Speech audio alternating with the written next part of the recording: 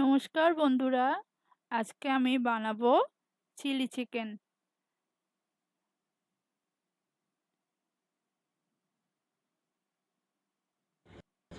প্রথমে মাংসগুলো ভালোভাবে ধুয়ে তার মধ্যে আদা রসুন বাটা দিয়ে একটু মাখিয়ে নেব এবং তার মধ্যে একটু লঙ্কার গুঁড়ো দিয়ে দেবো, জিরের গুঁড়ো, ধনে গুঁড়ো দিয়ে দেবো। এবার দেব নুন, এবার একটু ময়দা আর একটু কর্নফ্লাওয়ার দিয়ে দেবো।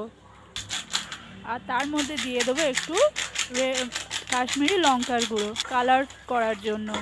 এবং এটাকে মাখিয়ে নিয়ে তার মধ্যে দুটো ডিম দিয়ে ভালোভাবে মাখিয়ে নিয়ে রেখে দেবো আধ ঘন্টা ম্যারিনেট করবার জন্য।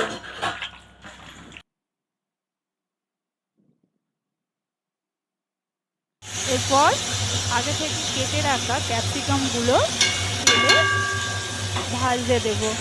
ভাজা হয়ে যাওয়ার পর ওটাকে তুলে নিয়ে একটা পাত্রে রাখবো।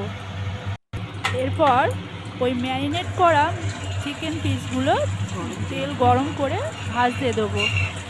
চিকেন পিসগুলো যতক্ষণ না লাল লাল হয় ততক্ষণ পর্যন্ত ভাজতে থাকবো। লাল লাল হয়ে যাওয়ার পর ভাজা হয়ে যাওয়ার পর এবার একটা পাত্রে একে সব তুলে নেব।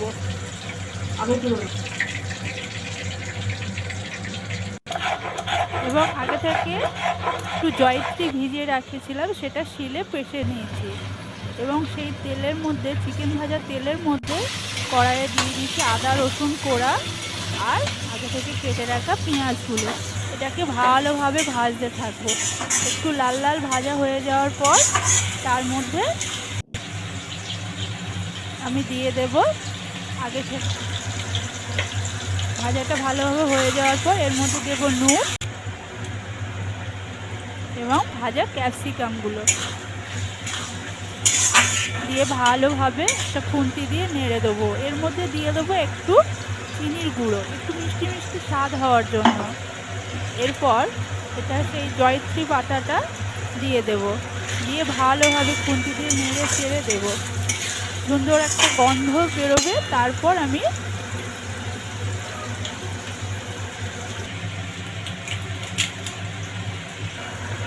একটু মরিচ গুঁড়ো দিয়ে দিলাম, দিয়ে এটাকেও ভালোভাবে খুন্তি দিয়ে নেড়ে দেবো। আগে থেকে একটা সস বানিয়ে রেখেছিলাম, soya sauce, red chilli sauce, green chilli sauce, বাটিতে মাখিয়ে রেখে তারপর সেটাকে আমি দিয়ে দিলাম এবং বাটি ধোয়া জলটাও দিয়ে দিলাম। দেখুন বন্ধুরা, কত সুন্দর কালার এসেছে। সব মশলাগুলো একসাথে দেওয়ার পর কালারটা অপূর্ব এসেছে। এবার এটাকে ভালোভাবে নেড়ে চেড়ে দেবো, দিয়ে একটু গ্রেভি গ্রেভি করবার জন্য আমি সামান্য জল দেব। সেটা যতক্ষণ না ভালোভাবে ফুটে না ওঠে ততক্ষণ পর্যন্ত ফোটাবো। এবার ফুটে ওঠার পর আমি এর মধ্যে দিয়ে দিয়েছি কর্নফ্লাওয়ার, আগে থেকে গুলে রেখে দিয়েছিলাম। এবং দেখুন বন্ধুরা, একটা পাত্রে নামিয়ে রেখেছি, কত সুন্দর কালার এসেছে এবং একটা ভাতের সাথে পরিবেশন করেছি। আমার এই রেসিপিটা কেমন লাগলো জানাবেন এবং কমেন্টে জানাবেন এবং খুব ভালো লাগলে আমার চ্যানেলটাকে সাবস্ক্রাইব করবেন। টাটা।